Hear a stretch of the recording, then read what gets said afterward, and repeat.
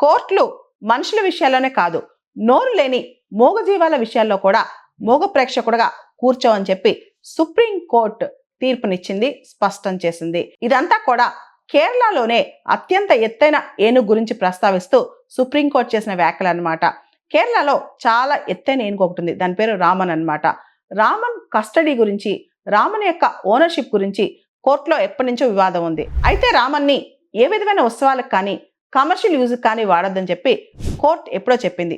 దాన్ని పక్కన పెట్టేసి రామన్ సంరక్షకుడు అంటే రామన్ కేర్ టేకర్ రామన్ ఇష్టం వచ్చినట్లు ఉత్సవాలకి, కమర్షియల్ యూజ్కి, గుడి ఉత్సవాలకి, బయట రకరకాల పెళ్లిళ్ళకి ఇలా వాడటం మొదలెట్టాడు. దాంతో ఈ విషయం కోర్టుకు తెలిసింది. కోర్టు కోపం వచ్చి ఇమీడియట్గా కేరళ గవర్నమెంట్ అంటే తక్షణమే కేరళ ప్రభుత్వం రామన్ ఏనుగుని తన ఆధీనంలోకి తీసుకోవాలని, పునరావాస కేంద్రానికి తరలించాలని కోర్టు ఆర్డర్ చేసిందనమాట. కోర్టుకి ఇచ్చిన హామీని పట్టించుకోకుండా రామన్ను వాణిజ్య మరియు ఆలయ ఉత్సవాలకి ఉపయోగించుకోవడంపై సుప్రీంకోర్టు తీవ్ర ఆగ్రహం వ్యక్తం చేసింది. కేరళలోనే అత్యంత ఎత్తైన ఏనుగైన రామన్ను కోర్టు ఆదేశాలు ఉన్నప్పటికీ కూడా వాణిజ్య పరంగా వాడుకోవటం నిజంగా దురదృష్టకరం.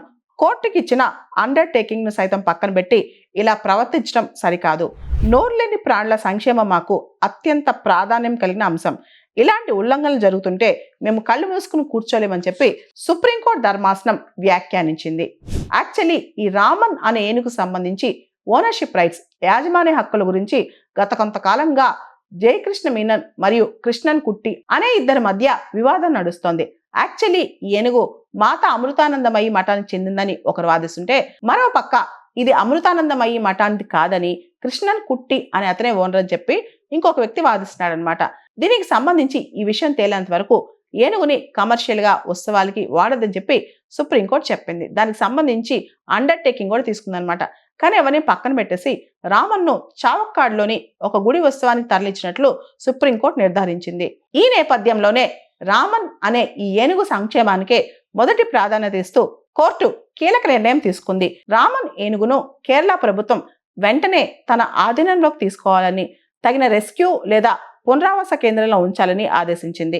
వైల్డ్ లైఫ్ ప్రొటెక్షన్ యాక్ట్ 1972 ప్రకారం ప్రభుత్వమే తన సొంత ఖర్చులతో రామన్ను చూసుకోవాలని కూడా స్పష్టం చేసింది. అదేవిధంగా రామన్ ఏనుగును కమర్షియల్ గా వాడి కోర్టు ధిక్కరణకు పాల్పడినందుకు కృష్ణన్ కుట్టిని దోషిగా తేల్చి అతనికి జరిమానా విధించింది కోర్టు.